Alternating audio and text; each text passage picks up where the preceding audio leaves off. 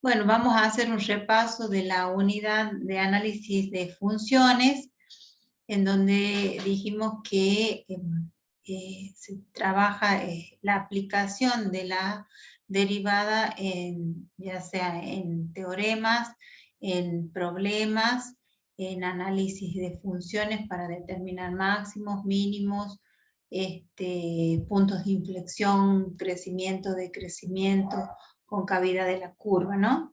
Vamos a hacer un resumen de eso, de cada uno de los 3 criterios. Yo les dije que en los exámenes siempre se pide un análisis de funciones completo, ¿no? No tan solo máximos y mínimos, sino con cavidad, punto de inflexión, punto de discontinuidad, tipo de discontinuidad, dominio, recorrido, asíntotas, todos esos elementos que hemos ido viendo en partes en cada una de las unidades, ahora se van a integrar para este ejercicio final que hacemos de análisis de una función completo, ¿no? Pero habíamos dicho que para determinar extremos relativos o locales, voy a leer un ratito. Habíamos determinado 3 criterios, ¿sí? El primer criterio es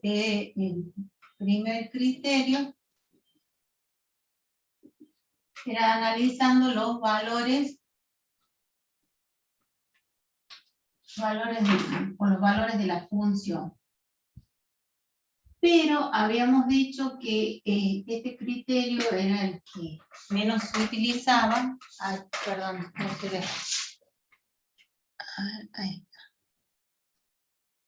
No sé si es la cámara la que está torcida o que yo estoy escribiendo torcida. Ahí. Bien. Dijimos que este criterio no lo utilizamos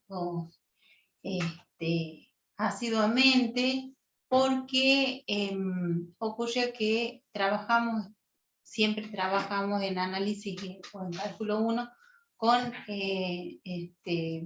funciones escalares, funciones que van de reales en reales. Y el problema que planteaba este criterio es que si uno tiene que determinar los extremos relativos locales, puede ser que, espérenme 2 segunditos, 2 segunditos.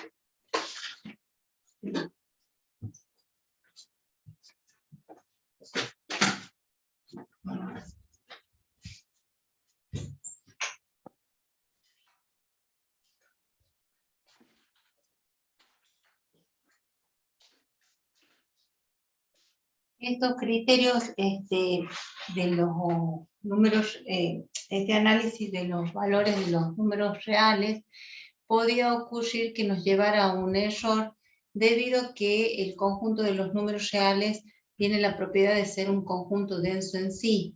Entonces, si vamos tomando cada uno de los valores de los números reales dentro de un intervalo, supongamos de 0 a 1, por más cerca que estén los puntos, siempre van a existir infinitos puntos entre 2 puntos de los números reales, del conjunto de los números reales, o entre 2 puntos de la recta numérica. Entonces, podíamos llegar a resultados equivocados, ¿no? Porque decimos que un máximo es dentro de un intervalo o de un subintervalo, es el máximo valor que alcanza la función y que no es superado por ningún otro valor de la función. Y el mínimo es el valor que es superado por todos los valores de la función. Entonces, es imposible tomar todos los puntos de un intervalo o de un subintervalo en el conjunto de los números reales. Por allí, para trabajar en números enteros, en problemas con números enteros o problemas con números naturales, sí lo podemos hacer porque sabemos que entre dos números consecutivos naturales no hay otro número natural, o entre dos números enteros consecutivos no hay otro número en el medio, ¿no es cierto? En cambio, en el conjunto de los números reales, por tener esa propiedad de ser denso en sí, poder manejar y ser infinita su parte decimal, puede ser periódica o no periódica, puede ser que nos equivoquemos en tomar justamente un punto, decir que es el máximo relativo, y en realidad está corrido un décimo, un centésimo, un milésimo, porque la parte decimal es infinita, ¿sí? Entonces, eso era el problema que nos planteaba el criterio de la deriva, el criterio de analizar los valores de la función y sus respectivas imágenes. El segundo criterio es el criterio,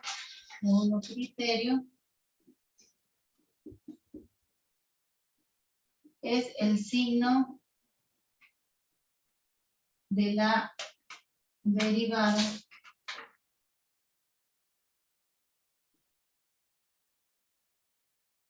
prima. Bien.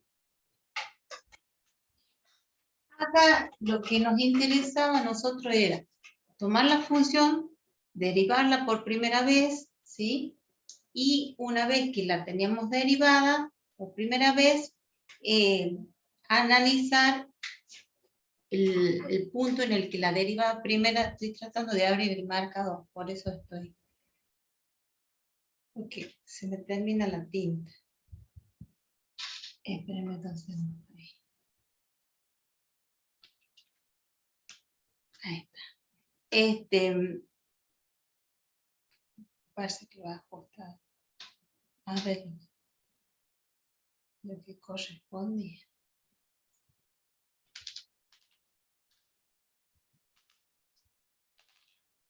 Ahí está.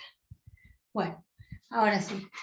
Tomamos la función, la derivamos por primera vez, buscamos los valores que anulaban la derivada primera, o sea, los ceros de la derivada primera. Ay, no lo puedo abrir. Pensé que lo había abierto.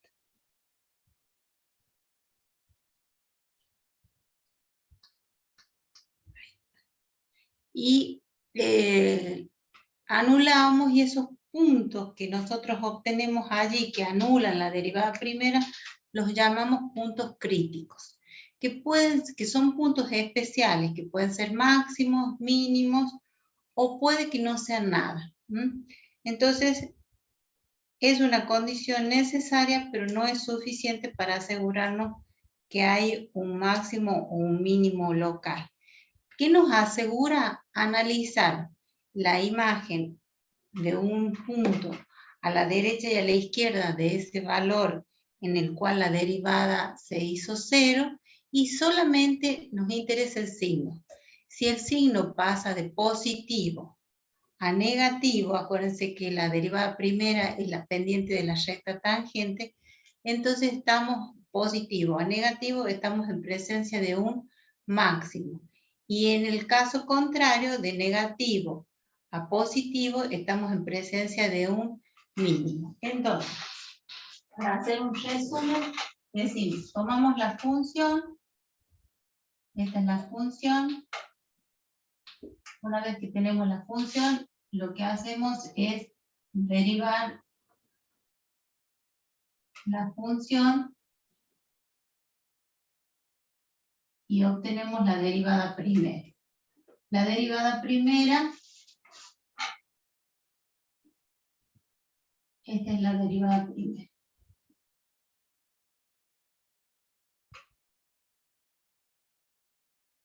Y una vez que tenemos la derivada primera, lo que seguimos haciendo es anular la derivada primera. buscar los valores que lo hacen cero a la derivada primera. Esos valores que hacen cero la derivada primera, le vamos a llamar x1, x2, x3, no sabemos si son máximos o mínimos, pero sí sabemos que los vamos a denominar puntos críticos.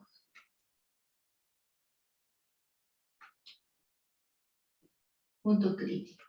Entonces, una vez que nosotros tenemos en un punto de x sub 1 una derivada primera que se hace cero, sabemos que la recta tangente es paralela al eje de abscisas, ¿sí? Entonces, si tomamos un punto anterior y un punto posterior, o en el semientorno de la derecha y el semientorno de la izquierda, y la derivada primera pasa, acá la derivada primera es de x1 es 0, pasa de ser positiva la derivada primera a ser negativa, derivada primera, entonces estamos en presencia de, perdón, acá es positivo. Vamos así y vamos así. Entonces quiere decir que en f' de x1 hay un mínimo local. Hay un mínimo local. O relativo. ¿Sí? Cualquiera de las dos formas lo pueden nombrar. Y si hacemos al revés, sí. ¿Profe? Sí, la vamos a bajar. Sí, eso Sí. le iba a pedir. Sí, ahora bajo la cámara porque no van a ver. Cuando decidimos que a partir de ese criterio, el punto es un mínimo. ¿Sí? Tomamos un x sub 2, que hizo 0 la derivada primera, y observamos que la variación del signo de la derivada primera es contrario a, en este caso, le vamos a poner 1, y en este caso le vamos a poner 2, donde la derivada primera en el semientorno de la izquierda tiene signo, en este caso dijimos positivo, ahora lo vamos a hacer con el negativo. La derivada en el punto tiene la derivada primera 0, y en el semientorno de la derecha tenemos que la derivada primera es positiva. Entonces, pasa de ser negativa a ser positiva. Entonces quiere decir que en ese punto, en f', perdón, en f de x, no en la derivada, sino en la función, en ese punto del dominio de la función hay un máximo.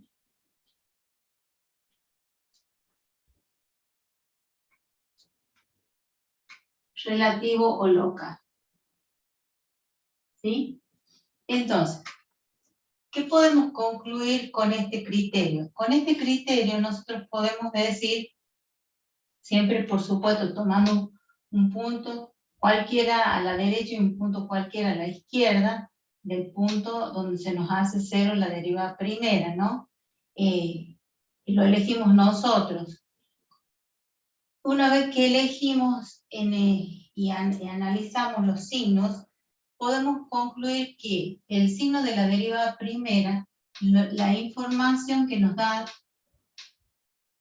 de la función, la información es los intervalos de crecimiento. Acá me pongo, les doy un poquito la espalda. Crecimiento, o sea, ahí va crecimiento y decrecimiento, ¿no? Donde crece y decrece la función se escriben a través de intervalos y nos da también la información de los puntos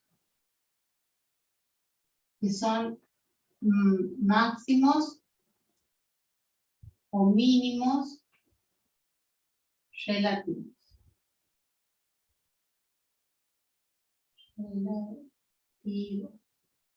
Entonces, si a mí me preguntan solamente intervalos de crecimiento y extremos relativos, yo puedo utilizar el criterio del signo de la derivada primera, porque el signo de la derivada primera me dice desde menos infinito hasta x1, ¿sí? Abierto, crece, y desde 1 a más, de x1 a más infinito decrece la función. Y ahí estábamos hablando de intervalos de crecimiento y decrecimiento, ¿sí?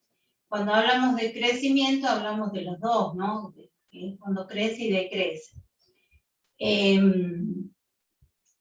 Y esa es la información que nos estaría dando el análisis de la función bajo este criterio del signo de la derivada primera. Este sería el resumen. Cómo trabajarlo, cómo aplicarlo. La función, derivamos la función, tenemos la función derivada por primera vez, anulamos los valores de la derivada primera, a esos valores se los llama cero o puntos críticos de la derivada primera, no es de la función original.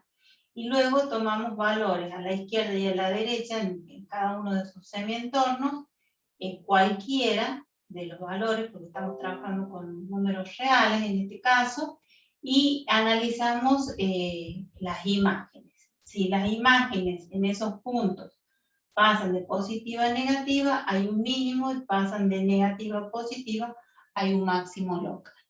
En ese caso tenemos los extremos y los intervalos de crecimiento y decrecimiento.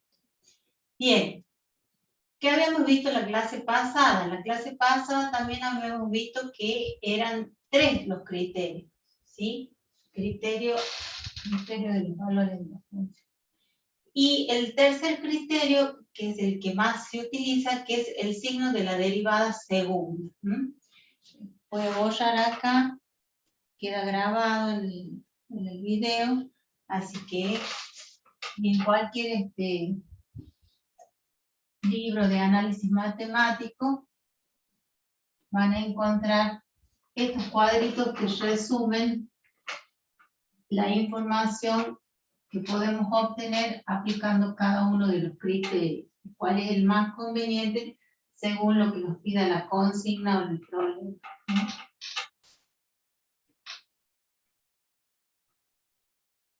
Vamos a ver entonces qué nos dice la derivada cero.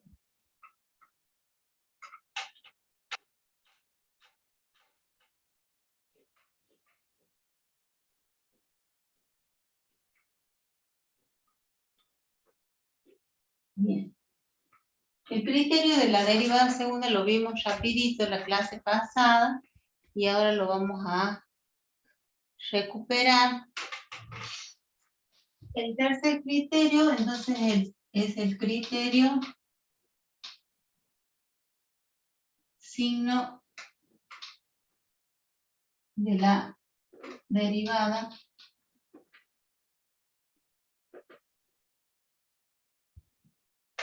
segunda.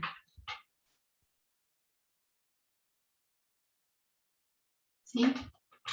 Bien, teniendo en cuenta esto, voy a subir la cámara porque no se lee. Ahí estamos. Teniendo en cuenta esto, nosotros vamos a demostrar por qué decimos el signo de la derivada segunda. Signo de la derivada segunda. Bien. Vamos a tomar una función. Tomamos una función. ¿Sí? ¿Se acuerdan que era continua y derivada? Continua en el intervalo cerrado AB mi derivable en el intervalo abierto AB. Esas eran las condiciones. Luego, ¿qué hacíamos? A la función la derivamos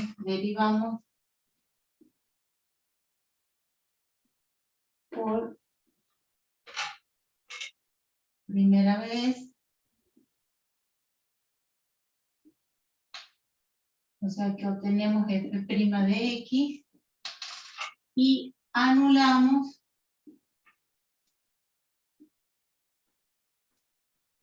la derivada primera. O sea que hacemos f' de x igual a 0. Bien, y ahí aparecen los puntos críticos. ¿Cómo se demuestra este criterio? Bueno, teniendo en cuenta esto, ¿no? Decimos, si la derivada primera, la derivada segunda en C es el límite de, la derivada es el límite, ¿cómo se llama? Límite del cociente incremental, también la podemos encontrar así, f de x menos f de c sobre x menos c. Pero esta es la derivada segunda, ¿sí? Entonces, lo que nosotros acá tenemos planteado es el límite de la derivada primera. Entonces, cuando x se aproxima a c. Entonces, acá, esto es derivada primera, que es la derivada primera, y luego la anulamos, encontramos los puntos críticos, y luego analizamos el signo de la derivada segunda. Pero resulta que cuando nosotros hemos calculado, pasamos a calcular la derivada segunda, para reemplazarla en los puntos críticos, ¿sí? Allí nosotros tenemos que hacer el análisis de el signo de la derivada segunda. Si la derivada segunda es mayor que 0, entonces en x hay un mínimo local.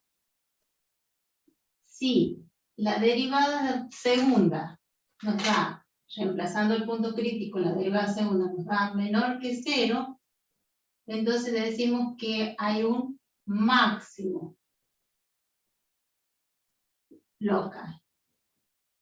Y nos quedaría analizar la derivada segunda cuando es igual a 0. En f de x, segunda igual a 0. Analizarlo para saber si es un punto de inflexión o no. Pero esta demostración que nos dice que sería contrario a la lógica que nosotros planteamos, si es mayor que 0 diríamos un máximo, y si es menor que 0 diríamos un mínimo, es al revés. ¿Y qué sabemos nosotros para demostrar esto? Que la derivada segunda es el límite de la derivada primera, es el límite del cociente incremental. Bien. Entonces, teniendo en cuenta esto, ¿qué tenemos de información? Nosotros sabemos esto. La derivada primera es 0.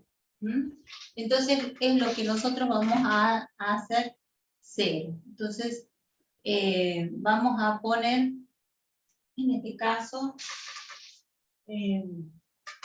menor, vamos a calcular para, esperen, déjenme ver, para menor que 0. Entonces, ¿nosotros qué sabemos de todo esto? Que el valor de la derivada primera vale 0. Entonces, hacemos f de c, esto es f de c. Ahí son los puntos críticos, ¿sí? Es lo mismo. Entonces, esto sabemos que vale 0. Y sabemos también que si el límite es menor que 0, el cociente también es menor que 0. Entonces decimos f' de x menos f' de c sobre x menos c es menor que 0. Y acá decimos, bueno, esto vale 0 y lo reemplazo acá. Entonces, de ahí yo directamente la borro la derivada primera en ese punto. Entonces me queda f' de x. Le saqué el límite porque el cociente incremental tiene el mismo signo que el límite. Entonces, ¿cuándo este cociente va a ser negativo? ¿Cuándo va a ser negativo? Tenemos dos posibilidades. ¿Va a ser negativo cuándo? F' de x negativo sea menor que 0 y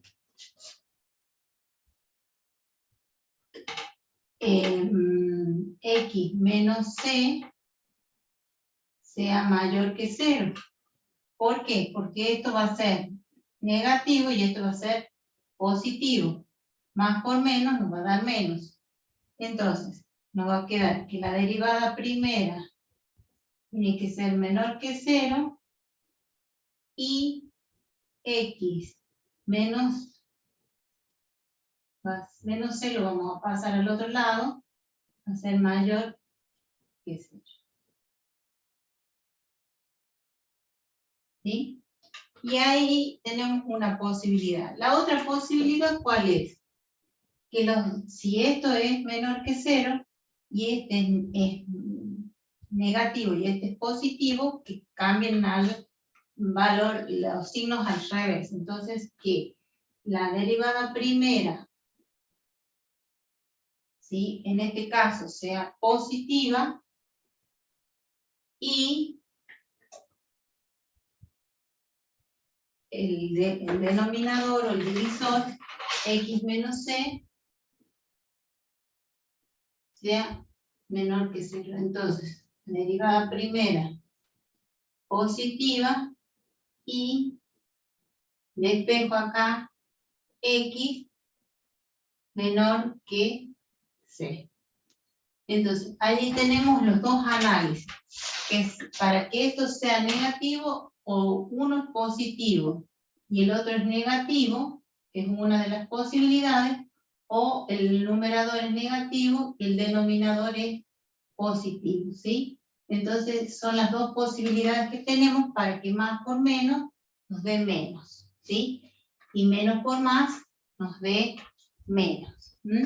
Esta sería la demostración de por qué analizamos la derivada segunda a partir de la derivada primera y por qué nos dan los valores cambiados en cuanto a la lógica, que yo les decía que si es positivo es un máximo y si es negativo es un mínimo. No, es al contrario.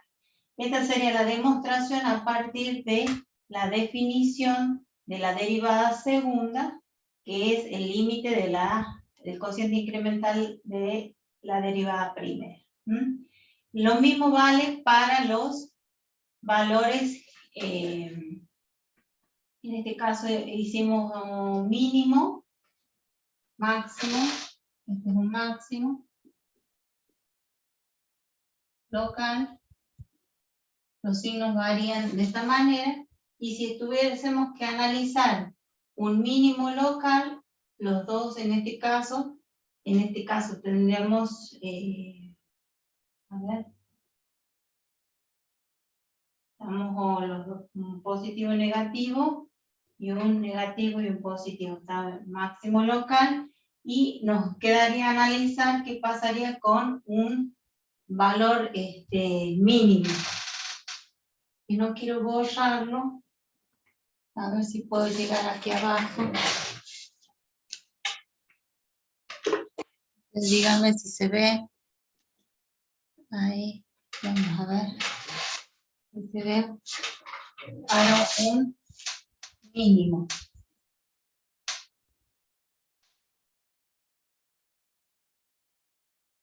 Directamente voy a trabajar con esta relación que es el cociente incremental f' de x sobre X menos C.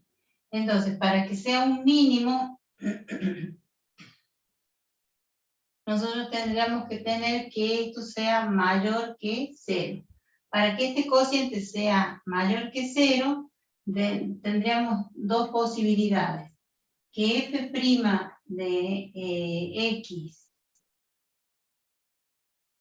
sea mayor que 0 y nos va a obligar a que el denominador o el divisor, X menos C, sea menor que 0, entonces nos quedaría f' mayor que 0 y X menor que C, y ahí estaríamos en presencia de que uno es positivo, en este caso el numerador es positivo, mayor que 0 y el denominador es negativo.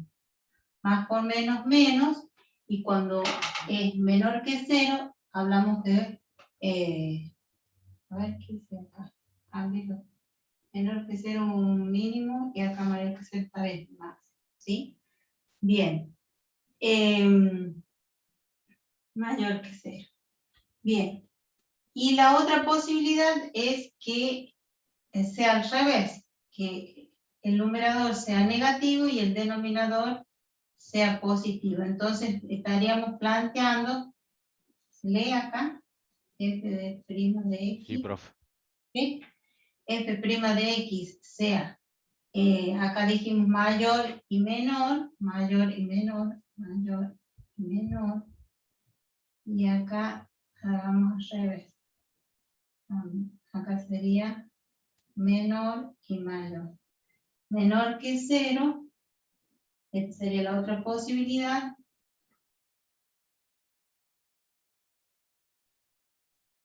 Y X menos C mayor que 0. ¿Sí? Entonces, en este caso, la derivada primera es menor que 0, negativa, y acá nos va a quedar X mayor que C. Y esto nos va a quedar positivo, más por menos, menos, es valor negativo, y cuando la derivada segunda es negativa, estamos hablando de un mínimo local. Estas serían las demostraciones que pedimos para los exámenes. Solamente analizar, ya sabemos la derivada primera, ahora analizar la derivada segunda, y a partir de eso, mirar los signos que tienen el numerador y el denominador en las dos posibilidades, ¿no? Para ser positivo, para ser negativo. Bien, esta sería la demostración para el criterio de la derivada segunda.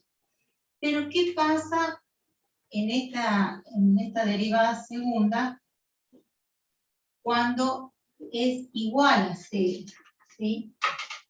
Vamos a ver qué pasa cuando es igual a 0. Cuando es igual a 0,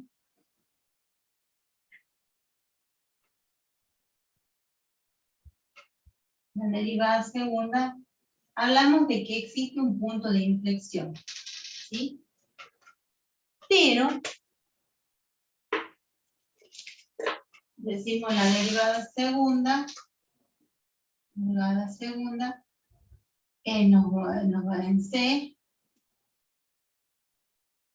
nos da positivo o negativo, y si nos da 0, decimos que es un punto de inflexión. ¿Qué dijimos que era un punto de inflexión?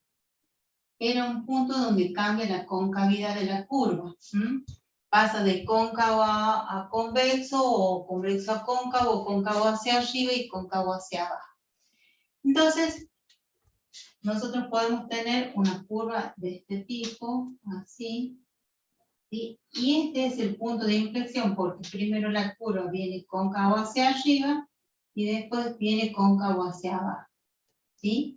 En el punto en el que cambia la concavidad, ¿sí? Cóncavo hacia arriba y cóncavo hacia abajo, como la cuchara, ¿sí? Cóncavo y convexo, estaríamos en presencia de un punto de inflexión, ¿sí? Hasta ahí es lo que nos brinda la información sobre el signo de la derivada primera. Entonces, teniendo en cuenta esto, nosotros podemos decir qué información nos da aplicar el criterio de la derivada segunda. El criterio de la derivada segunda es la información que nos va a dar de ese análisis de la función es los intervalos de concavidad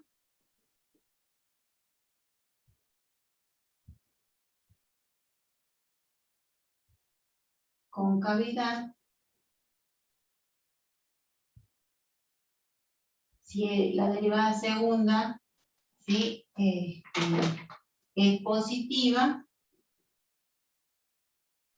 es cóncavo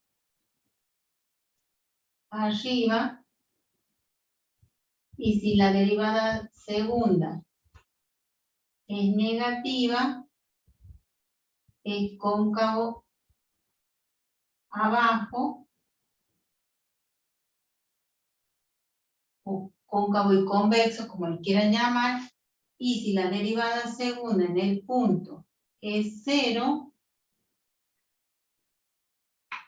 nos da el punto de inflexión.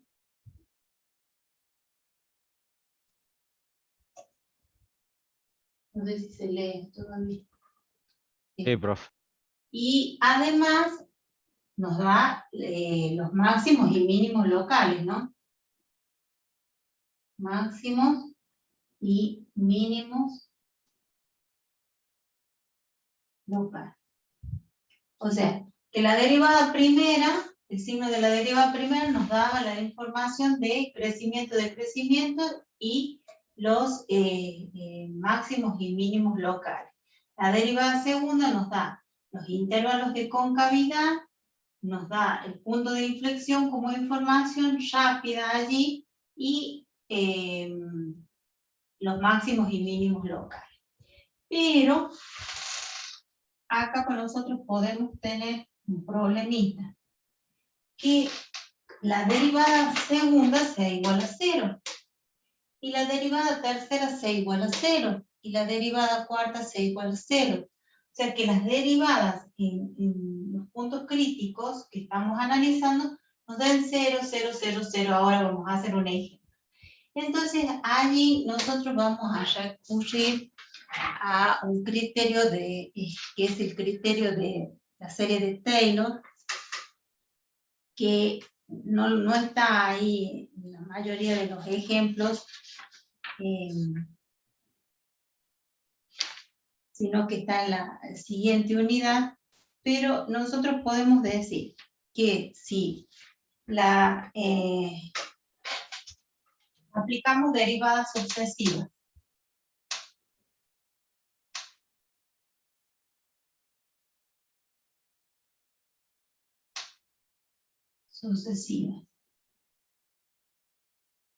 ¿sí? Y si la derivada sucesiva tiene un exponente, a este le llamamos n, ¿sí? F de n, ¿sí? Es par, n es par, la derivada es una derivada sucesiva, por ejemplo, de 4, o la derivada sucesiva de 6, ¿sí? La sexta derivada.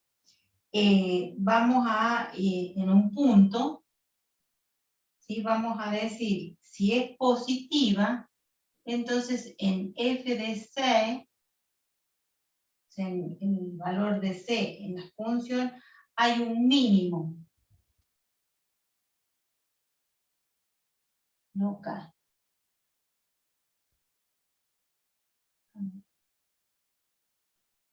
Bien. Si n es par y la derivada sucesiva enésima del punto C es menor que 0, entonces decimos que f de C es un máximo. Eso lo sabemos de acá, ¿sí? Positiva es un mínimo, negativa es un máximo. Local. Pero si la n es impar, o sea, la derivada sucesiva tiene un orden impar, o sea, el exponente, entonces podemos decir allí que C, f de C, es un punto de inflexión.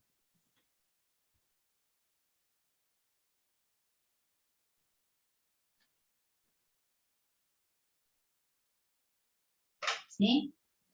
Entonces, podemos encontrar varias derivadas que en los puntos críticos nos den 0. Pero si encuentro una derivada sucesiva de un orden, por ejemplo, par, y me da positiva, ya sé que ahí en ese punto hay un mínimo. Si es negativa, es un máximo, acá me falta 0. Y si es de orden impar, por ejemplo, una derivada séptima, una derivada quinta, puedo asegurar que en ese punto hay un punto de inflexión, a pesar de que las derivadas anteriores impares sean 0. Cuando yo demuestro que es, en este caso, en ese punto, un punto de inflexión, lo voy a demostrar a partir de las derivadas sucesivas que correspondan a sucesivas de orden impar. Vamos a ver qué significa esto. Vamos a hacer un ejemplo. Voy a borrar yo acá y vamos a hacer un ejemplo para que ustedes lo vean.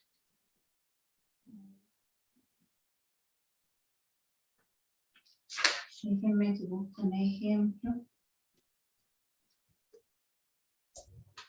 Acá. Borro esto. Y hacemos un ejemplo práctico para que ustedes entiendan qué es lo que estoy queriendo yo decir.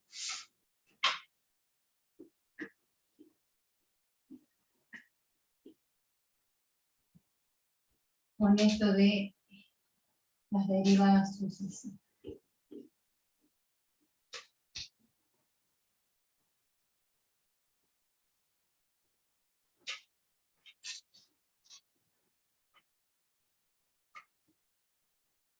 Ustedes avísenme el horario porque vamos de las 3:15 a las 4:15 a las 5:15. ¿Sí? Vamos a hacer un ejemplo acá. Miren. Queda una hora, profe, más o menos. ¿Cómo? Nos queda una hora de clase.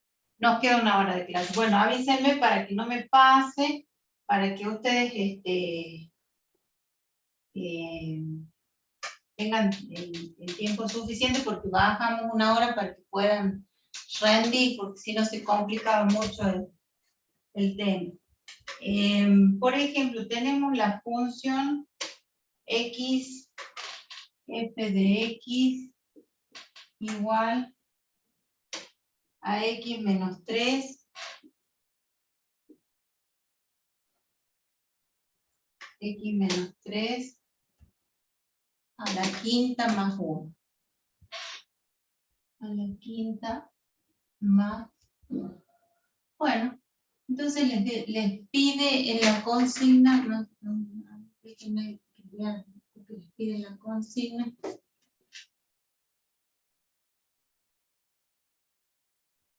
No, nos pide que saquemos máximos, mínimos, puntos de inflexión, intervalo de concavidad, de convexidad. Bueno.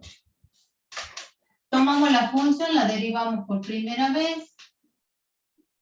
Esta es una función compuesta.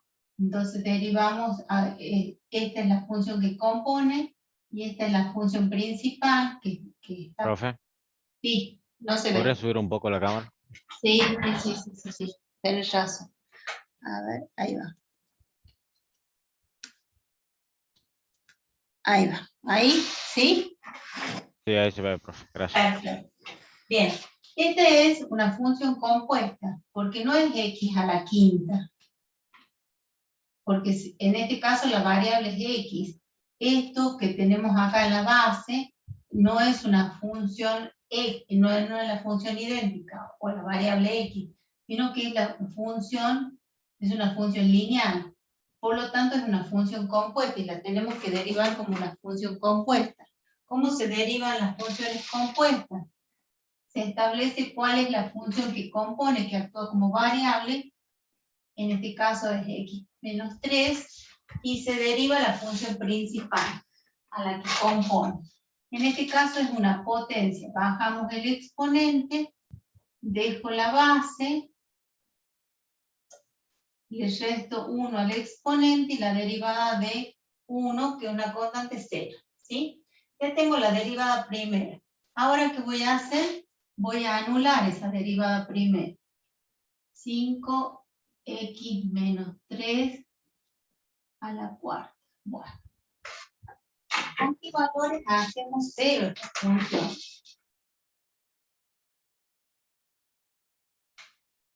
Ahí está fácil. Si la base es 0, 0 elevado a cualquier número es 0. Por 5, 0.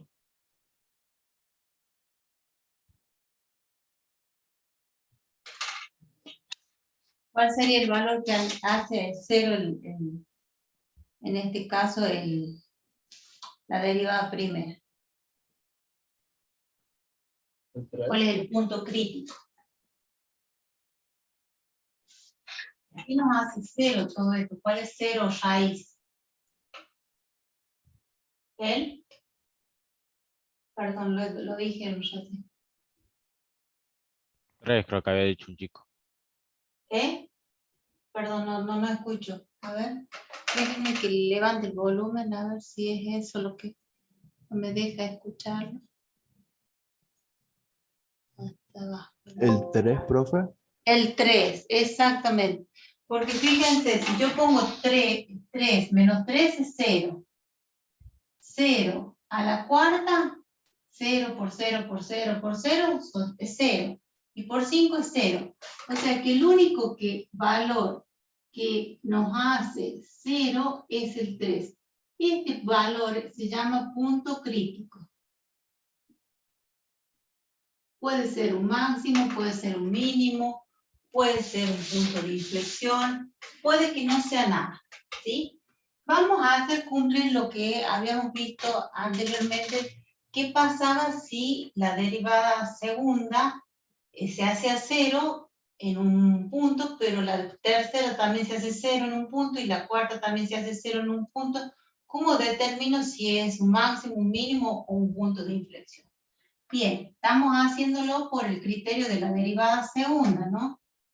Este es criterio de la derivada segunda. El signo. Criterio del signo. Acá. Signo. Derivada segunda.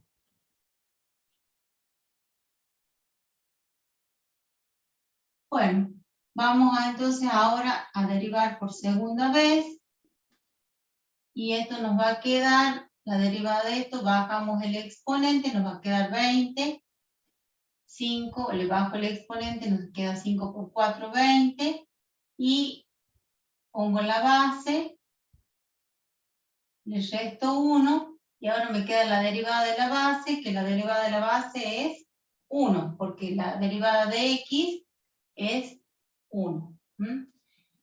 Bueno, entonces, ¿qué hago ahora? Reemplazo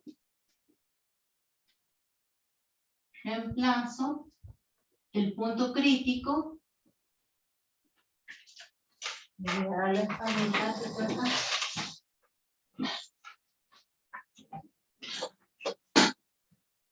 el punto crítico en la derivada segundos. Para ver si es mayor que 0, menor que 0. Entonces hago f segunda de 3 y nos va a dar 20, esta es la derivada segunda, por 3 menos 3 al cubo. 3 menos 3 es 0, al cubo es 0, por 20 es 0. ¿Sí? Dijimos, si la derivada segunda nos daba 0, era una condición suficiente para saber que posiblemente hay un punto de inflexión, pero no, necesaria, pero no es suficiente. Veamos qué pasa con, porque si la derivada segunda en ese punto es 0, dijimos hay un punto de inflexión, ¿sí? Entonces yo puedo también hacer la derivada tercera con el criterio que habíamos adoptado de que si en una derivada sucesiva de orden impar se hacía distinta de 0, ese es un punto de inflexión. En cambio, si la derivada sucesiva es de orden par, es un máximo o un mínimo. Entonces derivo de vuelta y me queda 60 x al cubo, x menos 3 al cuadrado, me va a quedar ahora, ¿sí? Y si vuelvo a reemplazar la derivada tercera en 3, me sigue dando 0. 3 menos 3 al cuadrado me da 0. Vuelvo a derivar. La derivada cuarta me da 120 x menos 3, porque le resto 1. Reemplazo la derivada cuarta en el punto crítico, en 3. Y esto me va a dar 120, 3 menos 3 a la 1, ya viene bajando el exponente y me sigue dando 0, ¿sí? Entonces, vamos a ver qué pasa en la derivada quinta. La derivada quinta es una derivada sucesiva de orden impar, ¿sí? El exponente de la derivada es de orden impar. Entonces, derivamos la derivada cuarta. Nos va a quedar la derivada de 120, bajamos el exponente y ¿cómo queda la derivada? Es una constante por una función lineal. ¿Cómo la derivamos acá? 120 le queda, ¿o no? 120, bien, porque hacemos la derivada de un producto, ¿sí? La derivada de un producto es U' por B más U por B', o también la podemos trabajar como la derivada de una constante por una función, ¿sí? Entonces, si yo hago la derivada quinta, acá me va a quedar la derivada de 120 es 0 por esta función que es el polinomio de primer grado, como está, más. Ya al ser 0, todo esto se hace 0. Me va a quedar la constante, que es 120, por la derivada de esta función. La derivada de esta función es la derivada de una suma y la suma de las derivadas. Entonces nos va a quedar 1 menos 0. ¿Sí? Y 1 menos 0 nos da 1 por 120, entonces dice acá su compañero que la derivada quinta es 120. Entonces, como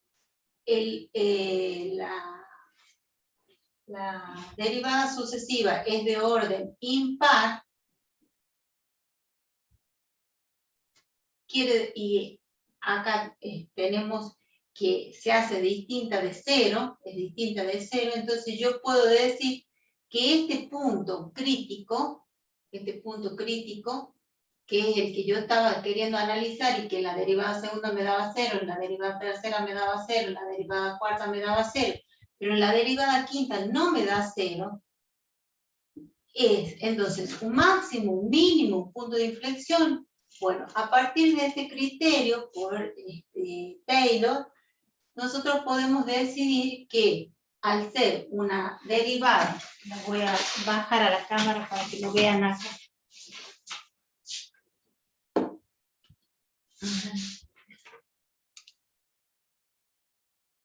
Acá. Fíjense que nosotros habíamos dicho que si era de orden impar, nos daba 0, 0, 0, 0 las derivadas sucesivas. Si era de orden par, si era positivo era un mínimo. Si era negativo es un máximo. Pero si es de orden impar, es un punto de inflexión. Entonces quiere decir que este punto 3 es un punto de inflexión. ¿Qué quiere decir? Que no hay máximos ni mínimos. Solamente hay un cambio de concavidad de la curva. La vamos a graficar del graficador de la máquina acá, para que ustedes lo vean, cómo quedaría. Va a quedar una cosa de este tipo, ¿sí? En este caso hay un máximo y un mínimo, pero vamos a ver que la función no tiene máximo ni mínimo, sino que tiene solamente un punto de inflexión. Déjenme que lo busque al graficador.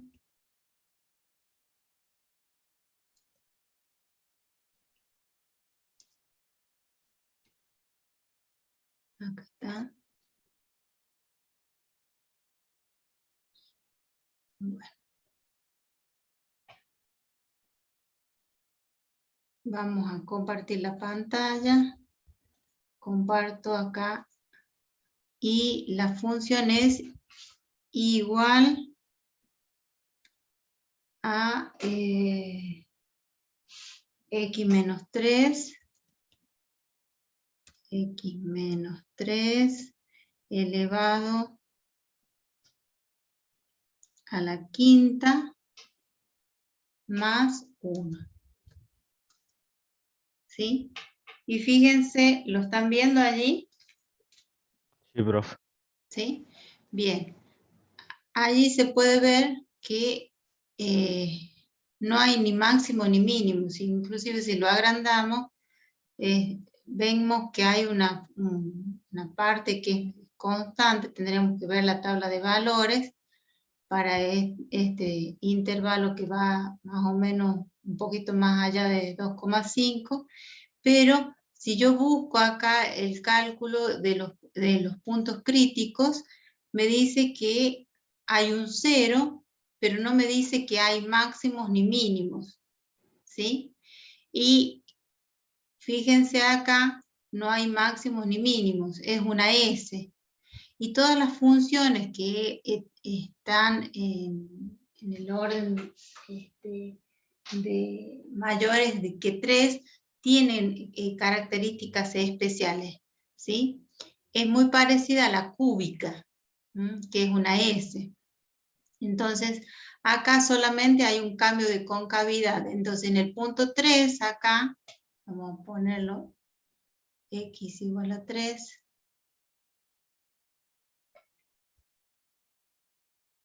X igual a 3. Fíjense que allí cambia la concavidad de la curva, ¿sí? Todo esto pasa a ser cóncavo hacia arriba y todo esto viene desde menos infinito, viene creciendo, creciendo hasta este punto que es cóncavo hacia abajo, ¿sí? ¿Se entendió? Entonces, cuando tengamos un punto crítico que hace 0 la derivada segunda, que a su vez también hace 0 la derivada tercera, y así sucesivamente, lo que vamos a tener que recurrir es a este criterio, que es parecido al de la derivada segunda, nada más que hace una pequeña acotación en el punto de inflexión. ¿Por qué? Porque viene haciendo 0, el punto crítico viene haciendo 0 la derivada segunda, la derivada tercera, la derivada cuarta, la derivada quinta, no se hace 0. Entonces me dice que cuando el orden de la derivada sucesiva sea el orden impar, ese valor para el cual yo reemplacé el punto crítico en esta derivada y es de orden impar, como es distinto de 0, me permite decidir a mí que ese punto crítico es un punto de inflexión. No es ni un máximo ni un mínimo, sino un punto donde cambia la concavidad de la curva. ¿Sí? Sí, profe. ¿Sí? Porque puede ocurrir que, si bien la derivada segunda nos daba 0, pero, y podríamos decir, bueno, ahí hay un punto de inflexión, pero también podríamos haber seguido trabajando la derivada tercera, la cuarta, la quinta, que es la próxima unidad, y nos da 0 en ese punto crítico, nos sigue dando 0. Entonces, ¿qué hacemos? ¿Cómo lo consideramos? Hacemos esta reflexión. La derivada segunda, acá en el punto 3, nos hizo 0 la derivada segunda. Decimos en 3 hay un punto crítico, y ese punto crítico que me hizo 0 la derivada segunda es un punto de inflexión. ¿Cómo lo confirmo? Seguimos derivando, haciendo derivadas sucesivas y demostrando que se hace distinta de 0 en una derivada sucesiva de orden impar. Con esto terminamos los 3 criterios e inclusive este criterio que nos hace las derivadas más allá de la segunda, 0 en el punto crítico. ¿Alguna duda? Sí, profe. Por ejemplo, cuando tiene más de un punto crítico, tiene que reemplazar la derivada para cada valor. Sí. Y en el Acá caso de que, encontramos uno solo, ¿sí? y en el caso de que alguna dé 0 y la otra no, tendría que seguir derivando lo mismo. Y puede ser que la curva tenga varios puntos de inflexión, ¿sí? A ver si tengo acá algún ejemplito como me planteas vos. Claro, porque como para saber todas las curvas tendría que sí o sí llegar hasta la última derivada, hasta que no se pueda derivar más para conocer todos los puntos. No es hasta que no se pueda derivar más, es hasta que la derivada te dé distinta de 0, porque fíjate, la derivada segunda te dio 0, la derivada tercera te dio 0, la derivada cuarta te dio 0 en ese punto crítico, ¿sí? La derivada cuarta te dio 0, la derivada quinta ya no te da 0 cuando vos reemplazás. Me parece que ahí está Bien, sí, sí. la dificultad, que vos querés derivar, y que siempre te dé 0. No, vos lo que estás buscando es en qué orden de derivación sucesiva te da distinta de 0. ¿Por qué? Porque en las anteriores te dio siempre 0, 0, 0. ¿Sí? ¿En dónde no te da 0? En la derivada quinta. Como la derivada quinta es una derivada de orden impar, yo puedo asegurar que este punto crítico es un punto que dio una derivada sucesiva de orden impar distinta de 0, ¿ves que acá le ponemos distinta de 0? Nos dio que ese punto, que no sabíamos si era un máximo, si era un mínimo, si era un punto de inflexión, es un punto de inflexión. Pero podríamos tener varios puntos de inflexión perfectamente, ¿sí? Acá nos dio uno solo, pero sí. Más o menos vos me planteas así. A ver, acá. Cambia. ¿Sí? Cambia la concavidad. Entonces tendría acá, ¿ves? Hay un punto crítico, cóncavo hacia arriba, cóncavo hacia abajo. Y acá vuelve a cambiar. Entonces, si yo quiero aplicar este criterio, este me va a ser un punto crítico Este va a ser un punto crítico y este va a ser un punto crítico también. Entonces voy a tener que analizar este criterio para los 3 puntos críticos, todos los puntos críticos que vos tengas, que te den a partir de la derivada segunda, todas derivadas sucesivas iguales a 0. ¿Sí? ¿Mejor? Sí, profe, sí, quedó ¿Sí? claro. Perfecto. De 10, entonces. Por ejemplo, la función seno, que es una función periódica, ¿sí? Tenemos puntos críticos. ¿Cuántos puntos críticos que son puntos de inflexión? Muchos tenemos allí, infinitos. ¿Por qué? Porque es una función periódica, o la función coseno, ¿sí? Pero allí solamente va a bastar con derivar por segunda vez y hacer 0, ¿sí? Entonces vamos a la derivada segunda, ya ahí determinamos en qué valores se hace 0, en 0, en 180 en el caso del seno. Bueno, esto les quería aclarar porque en muy pocos libros sale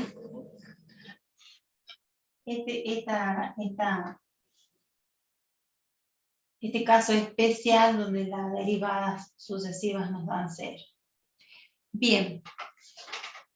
¿Dudas? ¿Otra duda? ¿No? Bueno. Entonces, ahí yo les pasé los apuntitos de todos estos criterios, pero este no lo pasé. Este no les hice apunte de las derivadas sucesivas. Lo que vamos a ver ahora es la aplicación de las propiedades de la derivada, perdón, sobre distintos teoremas que se plantean para las derivadas, ¿sí? La aplicación de las derivadas en distintos teoremas. Bueno, el primer teorema que yo lo voy a compartir acá. A ver, acá. Este es el apunte que yo les pasé, ¿sí? El criterio de la derivada primera, después el criterio de la derivada segunda y algunos ejemplos, ¿sí? Acá la prueba de valor, cómo se puede ir trabajando de las distintas pruebas de valor. Y este es el criterio de la derivada segunda. Es un teorema o método de cálculo matemático que se utiliza la derivada segunda para efectuar una prueba simple correspondiente a máximos y mínimos relativos, ¿sí? Allí creo que hay uno que está encimado, no me acuerdo, que lo quise corregir y me olvidé. Hay un ejemplo de una función cúbica que la factoriza, la convierte en un producto de una constante por 2 binomios primos y establece, dice, determina los intervalos de crecimiento y decrecimiento en este caso, y en el caso de la derivada segunda, les pide, determine los intervalos de concavidad y los puntos de inflexión. ¿Está bien? Es una a la quinta también. Toma la derivada primera, le baja el exponente en 1, a la cuarta, toma la derivada segunda y la factoriza. Y le da un producto de una constante por x al cuadrado por un binomio x menos 1. Y de ahí saca que los puntos críticos son 2. Los que anulan la derivada. Entonces pone el 0 y el 1 con la recta numérica y va mirando qué pasa a la izquierda y a la derecha, o va mirando directamente la derivada segunda. Cualquiera de los dos criterios son válidos, pero tienen que cumplir con la consigna, en este caso, intervalos de concavidad. Y acuérdense que la derivada segunda es la que nos da los intervalos de concavidad. Ahí yo les marqué, dice, encuentre los puntos críticos de esta función, utilice el criterio de la derivada segunda para clasificar cada punto crítico como un máximo o un mínimo relativo. ¿Sí? Fíjense allí, les da la resolución y les pide que sí o sí apliquen el criterio de la derivada segunda. ¿Sí? Entonces, por eso es importante que ustedes conozcan los tres criterios y qué información nos da el primero, qué información nos da el segundo, qué información nos da el tercer criterio. Entonces ahora lo que vamos a ver es teorema y regla de L'Hopital y allí ya terminamos esta unidad.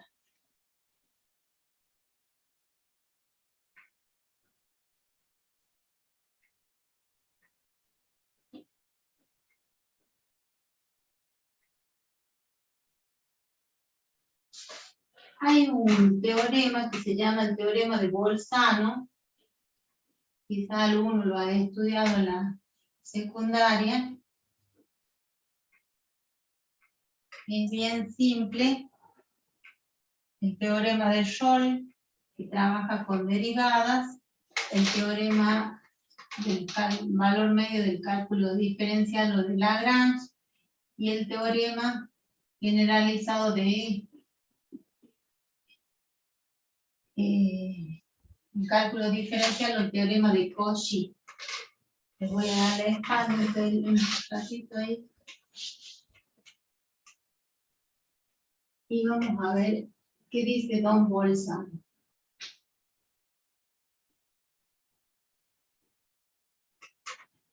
Bien. Vamos con el teorema de Bolzano. Se lo doy porque por ahí aparece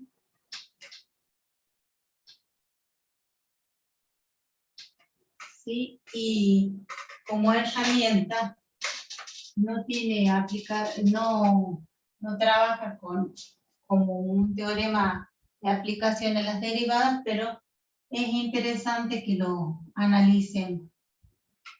¿Sí? Yo tengo, supongamos, una función trabajada de este tipo dentro de un intervalo. Le pongamos A. Entonces acá nos va a quedar f de A y B. Le pongamos acá B. Y su correspondiente imagen f de B. ¿Sí?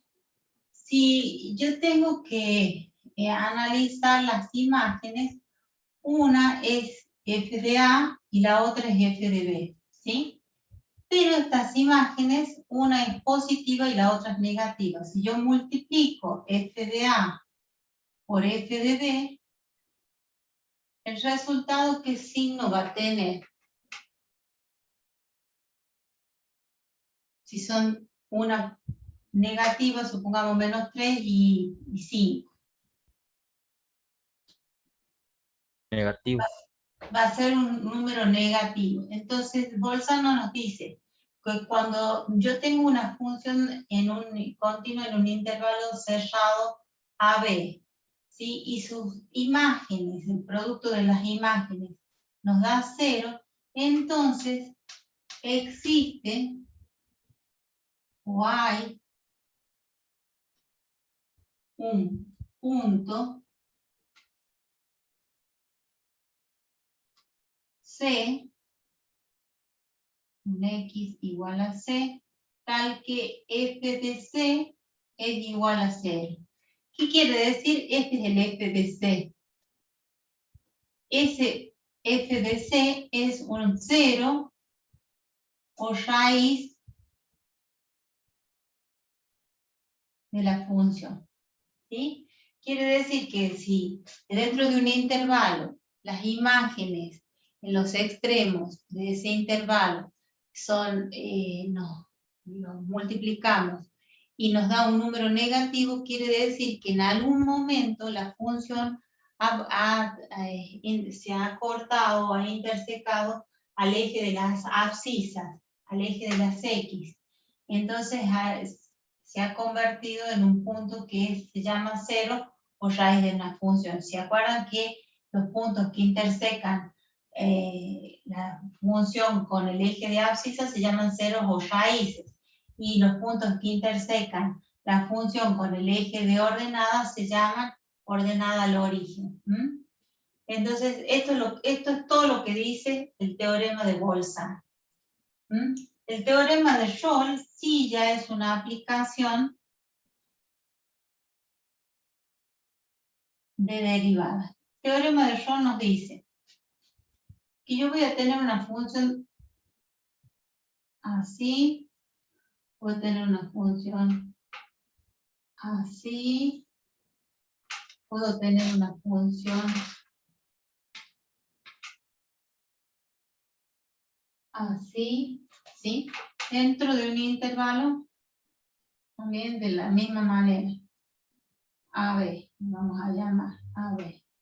Y sus correspondientes imágenes, f de A es igual a f de B.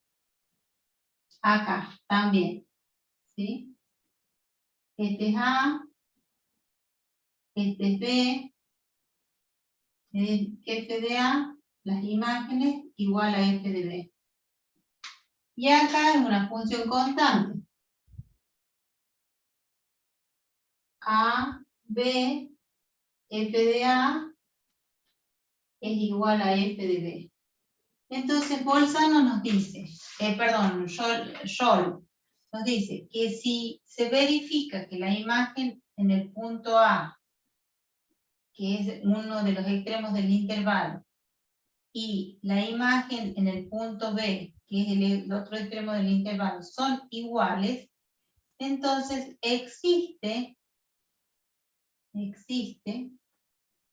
un punto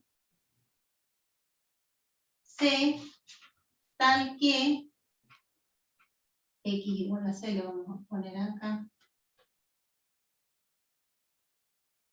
tal que f' de C es igual a 0. Si sale de un lugar la función para llegar a a la misma distancia o a la misma altura con respecto al eje de las ordenadas, es decir, tiene la misma imagen, dice que en algún momento esa función pasó por un punto donde su recta tangente es paralela al eje de abscisa. Entonces, ¿dónde ustedes consideran que se estaría cumpliendo esta condición? Acá. Ahí es f de C. ¿Sí? ¿Por qué? Pues si yo trazo la recta tangente me dice que en ese punto la recta tangente es 0, no tiene pendiente. Entonces, dice que si se verifica esto, en algún momento volvió a recorrer un camino igual, pero a la misma altura. Las imágenes nos permiten decir que existe un punto C donde la derivada primera es igual a 0 y acá si f de A es igual a f de B, entonces en algún punto la función tiene una recta tangente paralela al eje de las X donde la derivada en ese punto es igual a 0. Y acá, ¿en dónde? ¿Cuántos C existen?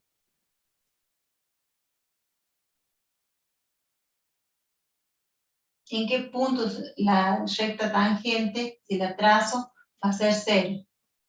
En todo el intervalo. ¿Sí? En todo este intervalo, porque la derivada de una constante es 0.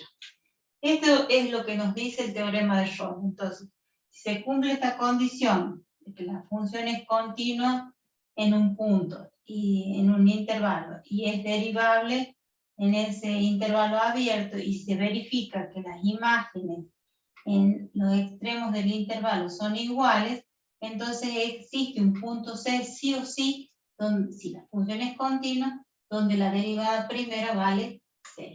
Y eso es todo lo que dice Scholl. Podemos tener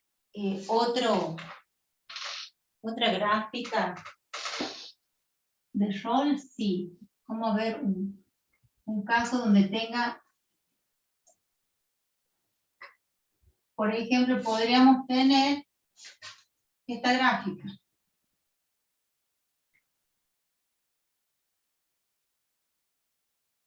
¿Sí?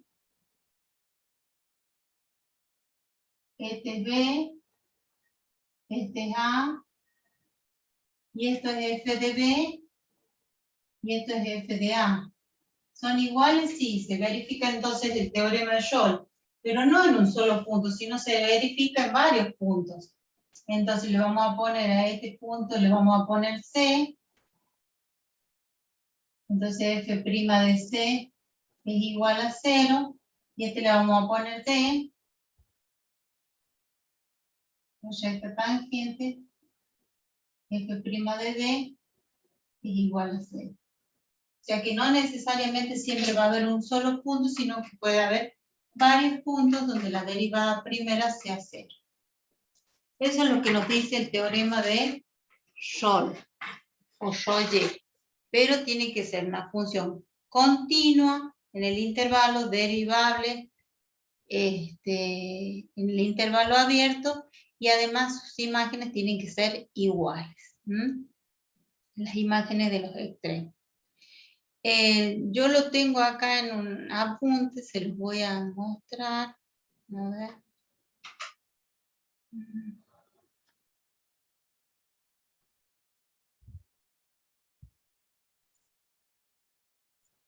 Ahí está el teorema de Bolzano, ¿sí? F de B y F de A son distintos, de distintos signos, entonces existe un punto que va a cortar al eje de abscisas, donde la imagen de ese punto va a ser 0. El teorema de Scholl, ¿sí?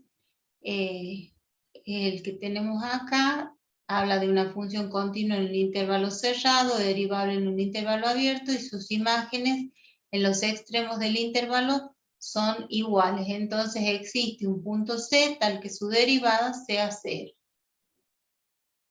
O sea que es una recta tangente para al eje de abscisa. Ahí tenemos una gráfica, acá tenemos la otra gráfica, y acá tenemos la gráfica de esta función que tiene 2 puntos C, ¿sí? Y la de la constante no está acá, pero bueno, es un caso especial que es más fácil que los otros dos casos. El teorema de Lagrange nos dice lo siguiente, nos habla también de las mismas condiciones que el teorema de Scholl, que sea continuo en un intervalo cerrado, que sea derivable en un intervalo abierto, pero Lagrange, o teorema del valor medio del cálculo diferencial, ojo que hay un teorema del valor medio del cálculo integral, que también existe, por eso es muy importante que ustedes lo visualicen correctamente cuál es el valor medio del cálculo integral y el valor medio del cálculo diferencial. ¿Ven? Teorema del valor medio de Lagrange, acá en este caso, o la generalización de Scholl, es lo mismo. Nos dice que en este caso la función está acá en negro y existe un intervalo cerrado AB donde es derivable y continuo en un intervalo abierto, y acá tenemos la función que es esta curva. Nos dice que si unimos estos dos puntos, ¿sí? el punto A, F de A y el punto B, F de B, y trazamos una recta secante, va a existir en esa curva un punto C, tal que la recta tangente sea paralela a esta recta secante. ¿Cuándo dos rectas son paralelas? Cuando no se cortan. Cuando no se cortan. ¿Y cuándo son paralelas coincidentes? ¿Existe un solo ejemplo de rectas paralelas? Esta recta roja y esta recta azul, ¿son paralelas? Sí. Sí, se llaman paralelas disyuntas. Las paralelas disyuntas son aquellas que no tienen ningún punto en común, nunca se van a cortar. Pero existen también, ustedes lo han visto en álgebra, paralelas coincidentes, donde ustedes tienen las operaciones elementales del álgebra, donde pueden encontrar que en una matriz una línea es equivalente a otra, ¿sí? Multiplicándola por un escalar, sumando una paralela a otra paralela previamente multiplicada por un escalar.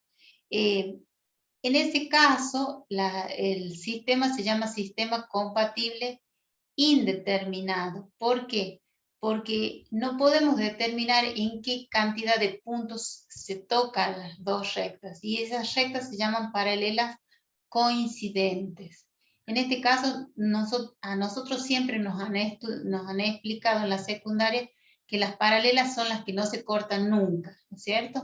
Pero también existen paralelas coincidentes, donde se aplica en el álgebra, en los sistemas de ecuaciones, en donde en los sistemas de ecuaciones ustedes buscan los puntos donde se cortan las rectas, entre dos ecuaciones con dos incógnitas, donde las rectas son paralelas no coincidentes, o sea, no hay solución, no hay punto de corte, pero también existen los sistemas compatibles indeterminados, donde las rectas son paralelas coincidentes.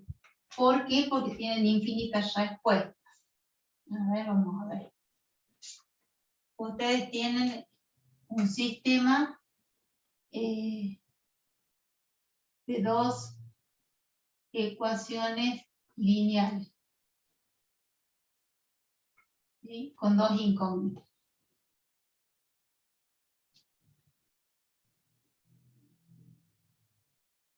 ¿Cuáles pueden ser las posibilidades que nos den las rectas? Que sean secantes. Entonces lo que ustedes encuentran como resultado es el X y el Y en el sistema. Y a este lo llaman sistema compatible determinado. ¿O no? Tiene una sola solución.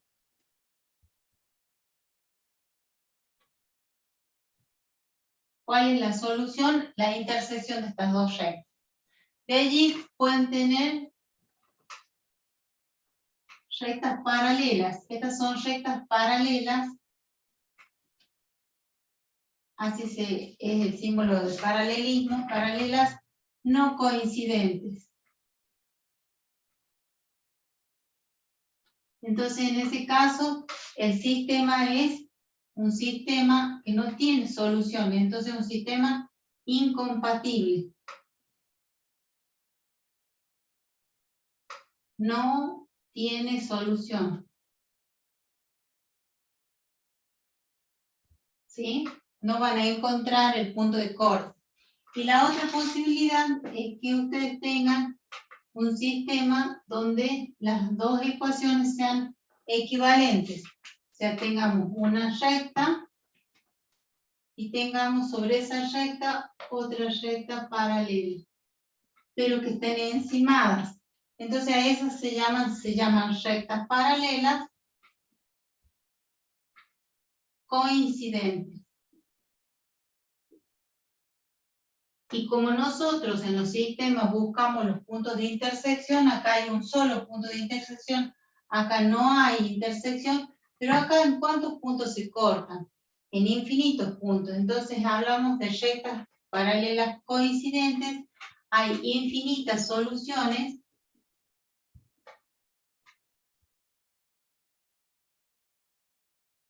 Y por lo tanto el sistema es compatible porque hay solución, pero es determinado. Perdón, indeterminado. ¿Sí? Porque no puedo determinar los infinitos puntos donde se corta. Ya nos fuimos al álgebra. Bueno, miren lo que descubro, miren lo que descubro. Álgebra, no sé cómo les irá en sistema de ecuación. Gauss, Jordan.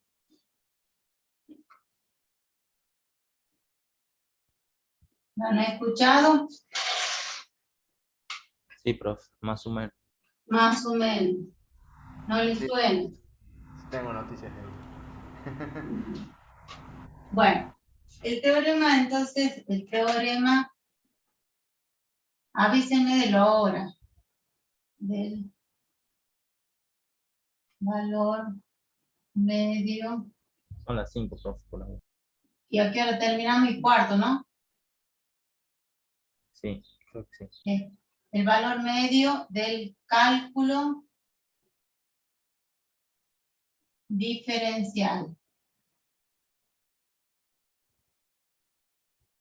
O el teorema de Lagrange. Lagrange. O Lagrange, ¿sí? ¿Qué nos dice? Que si yo tengo una función que es continua y es derivable en un intervalo AB, ¿sí? Y por esos puntos paso una recta. Esta recta se la llama recta secante. Esta es una recta secante. Dice que si hay una recta que une esos dos puntos, en la curva, si es continua y derivable, va a existir un punto C, que va a tener una recta tangente con la misma pendiente que esta recta secante. Entonces vamos a más o menos por allí. Entonces, este es el punto C y esta es una recta tangente. Entonces nos dice que existe un punto en el cual su derivada o su recta tangente tiene la misma pendiente que f de b menos f de a sobre b menos a. Esta es la pendiente de la recta secante y esta es la pendiente de la recta tangente. Entonces son rectas paralelas no coincidentes, ¿sí? Este es secante porque pasa por dos puntos, en este caso los dos extremos, y este es un punto interior a la curva, a la función, donde ese punto corresponde a el trazado de una recta tangente donde su pendiente es paralela a esta recta. Esto es lo que dice Lagrange, ¿sí? Entonces, si ustedes tienen un intervalo, ya tienen B y A, tienen sus correspondientes imágenes, y lo que les queda es calcular la derivada de la función en un punto donde su recta tangente tenga la misma pendiente que la recta secante. Eso es lo que dice Lagrange o el teorema del valor medio del cálculo diferencial. No es difícil porque es una generalización del teorema de Scholl. El teorema de Scholl lo que nos decía es que tenía que ser f de A igual a f de B. O sea que sería un caso particular del teorema de Lagrange. ¿Dudas?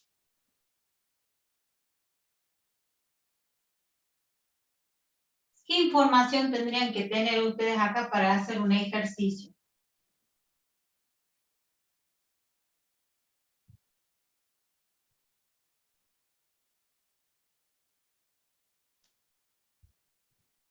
Tendría que saber cuánto vale A, por ejemplo, supongamos que vale 2, cuánto vale B, supongamos que sea 4, cuánto va a valer f de A.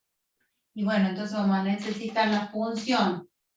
Supongamos que la función sea x al cuadrado más 1, no sé, me ocurre. Entonces, ¿qué van a tener que hacer? F de 2. 4 más 1, 5. Ya tienen. Tienen f de b y tienen cuánto vale, perdón, este es f de a. Esto es f de a. ¿Sí?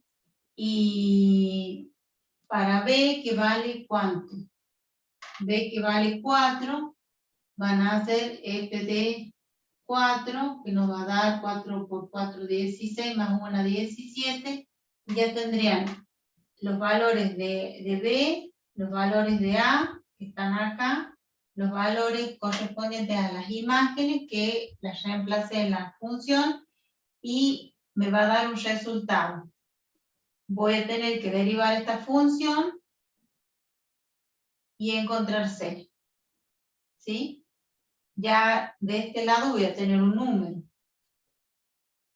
Entonces directamente voy a derivar y voy a tener que despejar C. Y ahí va a quedar demostrado el teorema. ¿Dudas?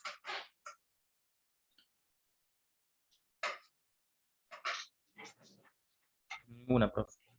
¿Ninguna? Bueno. Esto entonces es, ¿cómo se llama entonces este teorema?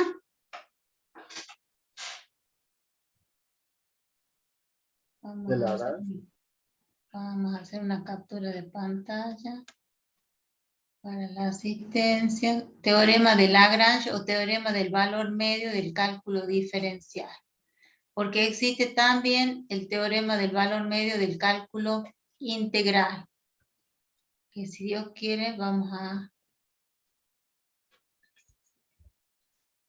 La próxima clase vamos a... ¿Cuántos exámenes quedan, profe? ¿Uno solo? ¿De integral? Uno solo, sí, uno solo, que sería integral. Bien, el teorema del valor medio ya generalizado, este es el teorema del valor medio del cálculo diferencial. El teorema del valor medio o teorema de Cauchy hace lo mismo, pero con dos funciones, ¿sí? Hace con la función f y con la función g. Y lo que hace es, dice que la diferencia de las imágenes de una de las funciones con la diferencia en el denominador o en el divisor de las imágenes de otra función definidas en el mismo intervalo y derivables en el mismo intervalo, ¿sí? Siempre y cuando la del denominador sea distinta de 0, nos dice que va a existir un punto C donde la derivada, o sea, la pendiente de la recta tangente, va a ser igual a la derivada en el mismo punto de la otra función. O sea que hasta acá veníamos con una sola función, f. Y acá lo que hace es generalizarla y tomar dos funciones. Es la diferencia de las funciones f en cada uno de los extremos del intervalo, dividida la diferencia de las imágenes de las funciones de la otra función definida en el mismo intervalo, es igual a la derivada en el mismo punto de la función f y de la función g. ¿Sí? Acá trabaja con dos funciones. ¿Sí? Por eso es que ustedes tienen que hacer ejercicios de este tipo de teoremas para saber si es Lagrange, Cauchy, Rolle, bueno. Y por último tenemos la regla del L'Hopital. Por eso está debajo del teorema de Cauchy. Fíjense cómo se llama, es regla de L'Hopital, así como la regla de Ruffini. La regla de L'Hopital es una regla que trabaja con derivada para levantar las indeterminaciones de límites ceros, de indeterminaciones de límites con 0 sobre 0 o infinito sobre infinito. Ese tipo de indeterminaciones que por allí nos costaba tanto levantar en los límites, con la regla de L'Hopital la podemos hacer. Es una regla porque solamente la podemos aplicar en límites con indeterminaciones 0 sobre 0 o infinito sobre infinito.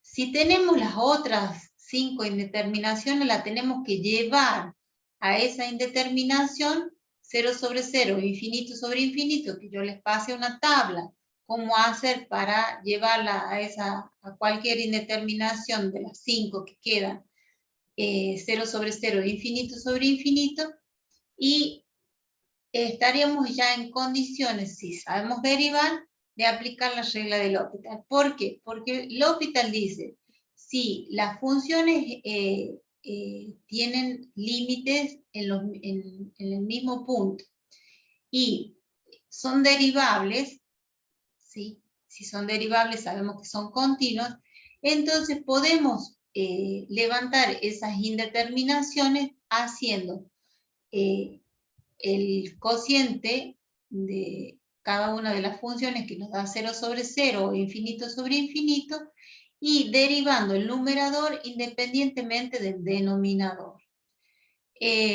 Por eso dice, para aplicar la regla de L'Hopital hay que tener un límite de la forma con un número que sea 0 sobre 0 e infinito sobre infinito, ¿sí? Acá vamos a ver, vamos a hacer un ejemplo. Déjenme que lo copie al ejercicio.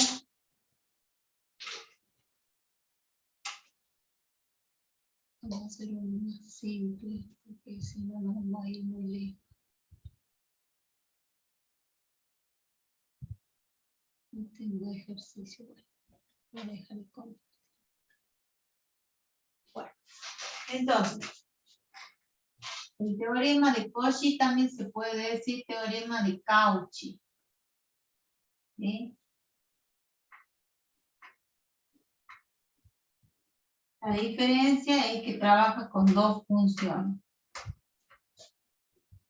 Y la regla de L'Hopital nos dice que nos viene a solucionar los límites.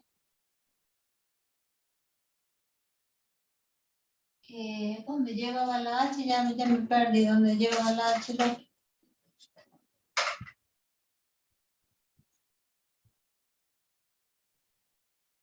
Me fui. Se me borra dónde llevaba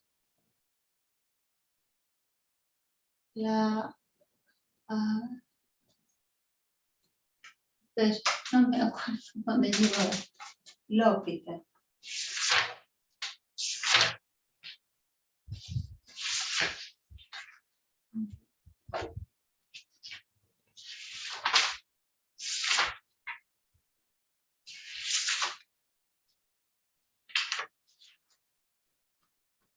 Ay, no vimos un problemita de máximo y mínimo. Ahí está. LH. Está bien. LH. L'Hopital. ¿Sí? Entonces, sirve para levantar límites indeterminados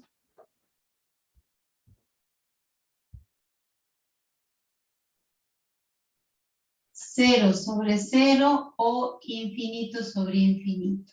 ¿Cómo se hace? Si yo ya tengo la indeterminación límite de x que tiende a c de f de x y sobre límite que tiende, le pongamos a 0 de g de x Sí. Y pongamos infinito para que no me dé 0 sobre 0. Ahí. Y me da una indeterminación infinito sobre infinito o 0 sobre 0, ¿yo qué puedo hacer para levantar esta indeterminación? Hacer el límite x que tiende a infinito de f' de x sobre límite x que tiende a infinito de g' de x. Se deriva el numerador independientemente del denominador. Pero esta es la condición que a mí me va a permitir pasar de esto a esto. Por eso yo les decía que aquel que sabía, que había estudiado, aquel alumno que había estudiado L'Hopital en la secundaria, o derivada en la secundaria, existía esta regla que les permitía a ustedes trabajar con mucha más facilidad en levantar las indeterminaciones que por ahí se nos hacen kilométricas cuando trabajamos con el teorema con los límites sin la derivada. Estoy buscando un ejemplito para que lo vean. Y ahí terminaría. Entonces, no siempre lo podemos hacer, ¿no? A ver, acá hay otro. Dice,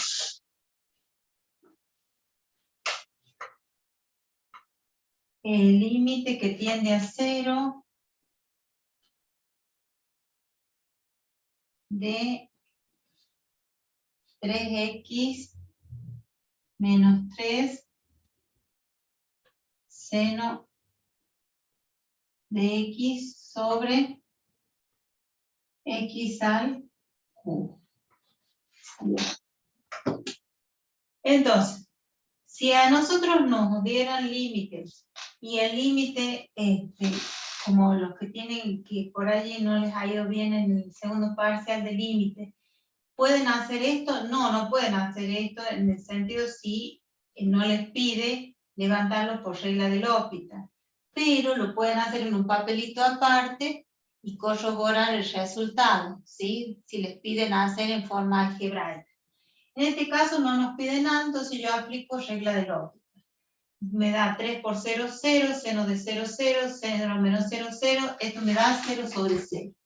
Entonces, lo más fácil es hacer L'Hopital. Entonces, derivo el numerador independientemente del denominador. Entonces, me va a quedar límite, x que tiende a 0, sigue todo lo mismo, nada más que derivo el numerador. 3x, la derivada, 3. 3 por seno de x, una constante por seno de x es la constante por la derivada del seno.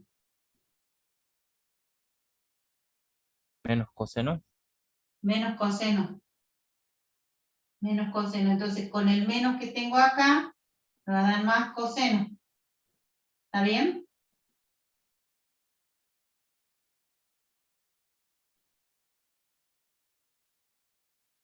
¿Están de acuerdo ustedes?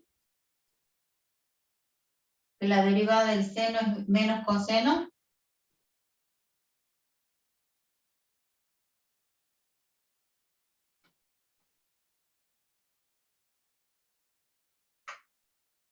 La derivada del seno de x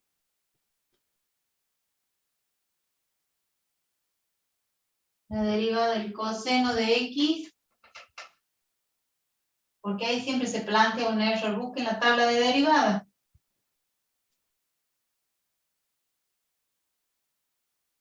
La del seno no es coseno y la del coseno menos seno.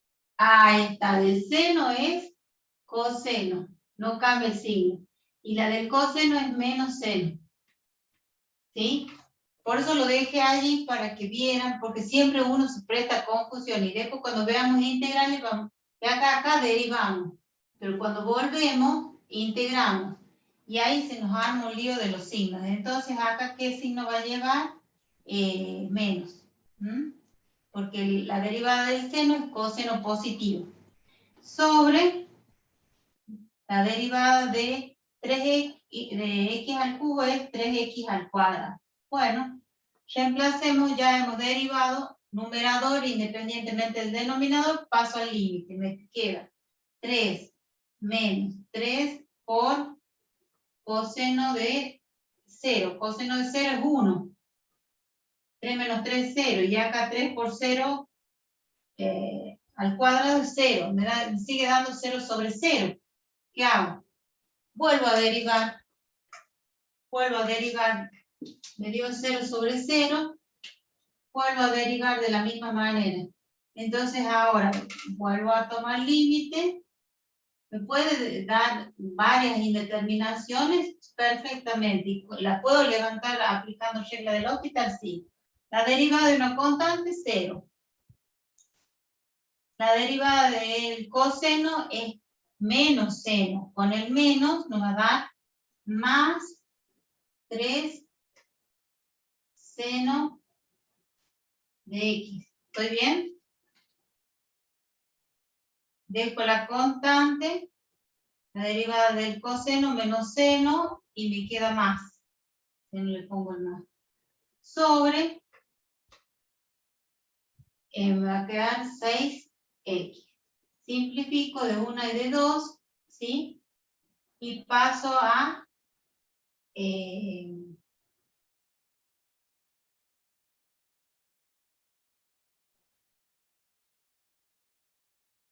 ¿qué hago ahora?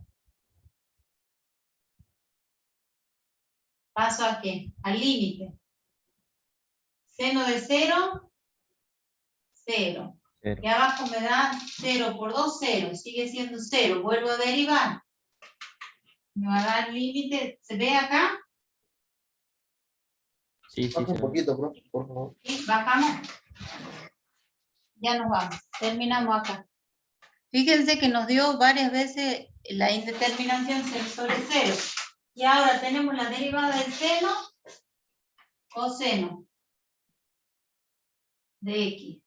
Y la derivada de 2x es 2. Coseno de 0 es 1. Y abajo nos queda 2. Esto nos da 1/2. O sea que si ustedes no se acuerdan de nada de esto, podrían recurrir a la calculadora reemplazando a este valor 0 por un número muy próximo al 0, por la derecha y por la izquierda, 0,00001, y le estaría dando aproximadamente 0,5. ¿Les puede dar varias veces indeterminaciones? Sí. Mientras sean 0 sobre 0 o infinito sobre infinito, aplican la regla de L'Hopital. ¿Lo pueden hacer siempre? Sí, lo pueden hacer siempre. Ahora, depende de la consigna, cómo les pida, si en forma algebraica o aplicando la regla de L'Hopital. Pero sí lo pueden hacer siempre porque lo pueden hacer en un papelito aparte. ¿Sí? Bien, profe. Ahí estaríamos terminando derivadas, cálculo quedarían los problemitas que los vieran con la profe, cálculos de máximos y mínimos en problemas de optimización, ¿no? Esto, como vieron, regla de L'Hopital es mucho más fácil que levantar las indeterminaciones de manera algebraica, y la aplicación en los teoremas de Rolle, Lagrange y Cauchy. Bueno, acá hemos terminado con la unidad que se llama análisis de funciones, una de las unidades más importantes del programa en cuanto a derivadas. Así que yo les pido, traten de hacerlo completo el análisis de la función. Máximos, mínimos, puntos de inflexión, concavidad, asíntota, dominio, recorrido, paridad, intersección con los ejes, asíntotas, discontinuidad. Todo eso implica el análisis de una función. Nosotros, acuérdense que cálculo 1 lo que hace es tomar diferentes situaciones problemáticas y modelizarlas a través de las funciones. En este caso son funciones escalares. El año que viene van a trabajar ya con dos incógnitas, con dos indeterminadas o variables, ¿sí? Nosotros ahora trabajamos en función de una sola incógnita variable indeterminada, ¿sí? Que es X. ¿Alguna duda? No, profe, por mi parte. ¿No? Bueno, entonces la próxima clase vamos a comenzar con estudiando integrales. Así que busquen las tablas de integrales, las imprimen para que comencemos a trabajar con la operación contraria a la derivada, que es la antiderivada o integrales. ¿Mm? Bueno.